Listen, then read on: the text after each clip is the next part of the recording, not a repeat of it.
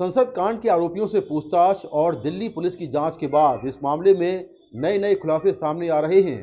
Police के मुताबिक आरोपियों ने सोशल मीडिया पर एक page Bhagat Singh fan club बनाया हुआ था और इस पर ये एक दूसरे से आपस में लंबे समय से लगातार जुड़े हुए थे। यही नहीं, आरोपी ललित झा ने देशभक्त 88 नाम से इंस्टाग्राम पर एक अकाउंट बनाया हुआ था और इस अकाउंट पर वो लगातार भारत में युवाओं को जोड़ने की कोशिश कर रहा था। उसने सबसे पहले लिखा कि वो पश्चिम बंगाल से है।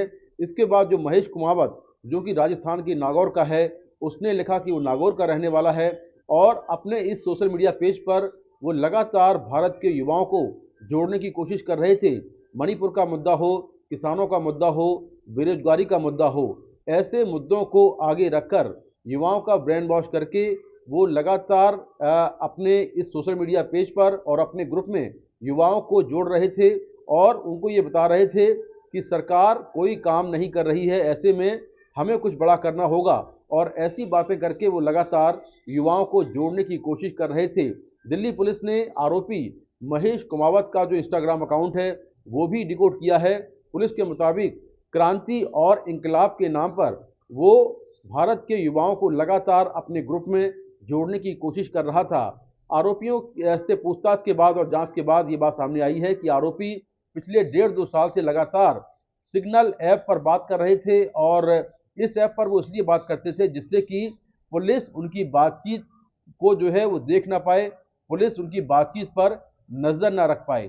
तो वो सिग्नल ऐप पर लगातार बात करते थे और कुछ इस तरह की बातें होती थी कि अलग अलग मुद्दों को लेकर वो कहते थे कि कुछ बड़ा करना है, ऐसा करना है कि पूरे देश में उनका नाम हो जाए, कुछ ऐसा करना है कि मीडिया की सुर्खियों में वो आ जाएं। तो एक तरह से इन मुद्दों को लेकर वो कुछ बड़ा करना चाह रहे थे। हालांकि पुलिस अभी ये पता लगा रही है कि क्या ये जो जो कुछ उन्होंने किया है, जो हंगामा किया है, क्या वो एक साधारण इन वजहों से है या फिर इसके पीछे कोई मास्टरमाइंड है, किसी के कहने पर इन्होंने किया है, या फिर ये किसी आतंकवादी संगठन से जुड़े हुए हैं या देश के बाहर किसी ग्रुप से जुड़े हुए हैं। तो इसको लेकर जांच चल रही है। लेकिन सोशल मीडिया पर और जो इनका जो सिग्नल ऐप था उस पर ये यही बातें करते थे कि कुछ बड़ा करना है और सिग्नल ऐप पर बातचीत के बाद ये आपस में मिलते थे, कभी गुरुग्राम में, कभी कहीं और, कभी मैसूर में। तो लगातार ये पूरी प्लानिंग जो है वो सिग्नल ऐप पर रची जा रही थी। लगातार इनकी आपस में बातचीत हो रही थी और कहाँ से क्या सामान लेना है इसको लेकर भी सारी बातचीत सिग्नल ऐप पर हुई।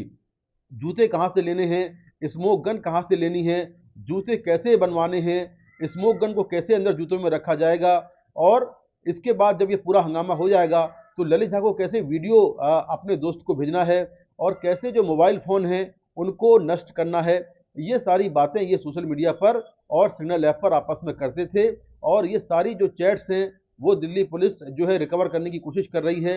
हालांकि आरोपी ललित झा ने चारों मोबाइल फ़ोन जला दिए हैं, लेकिन पुलिस टेक्निकल सर्विलांस के जरिए सभी आरोपियों की कॉल रिकॉर्ड्स और जो उनकी चैट है उसको रिकवर करने की कोशिश कर रही है, रिट्रीव करने की कोशिश कर रही है।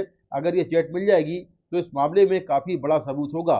तो आरोपी पिछले 1.5 साल से लगातार सिग्नल ऐप पर बात करते थे और सोशल मीडिया के जरिए भारत को, युवाओं को क्रांति के नाम पर, इंकलाब के नाम पर जोड़ने की कोशिश करते थे जिससे कि युवा उनके साथ में आए और फिर वो कोई ऐसा काम करें जिससे कि सरकार की किरकिरी हो और तमाम जो मीडिया हाउसेस हैं उनकी जो सुर्खियां हैं उनकी सुर्खियों में वो छाए रहें।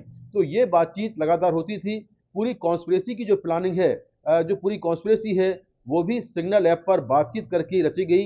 कैसे पार्लियामेंट पहुंचना है और कैसे रेकी करनी है, कब ये दिल्ली आए थे, ये सारी बातचीत भी इसी सिग्नल ऐप के जरिए होती थी।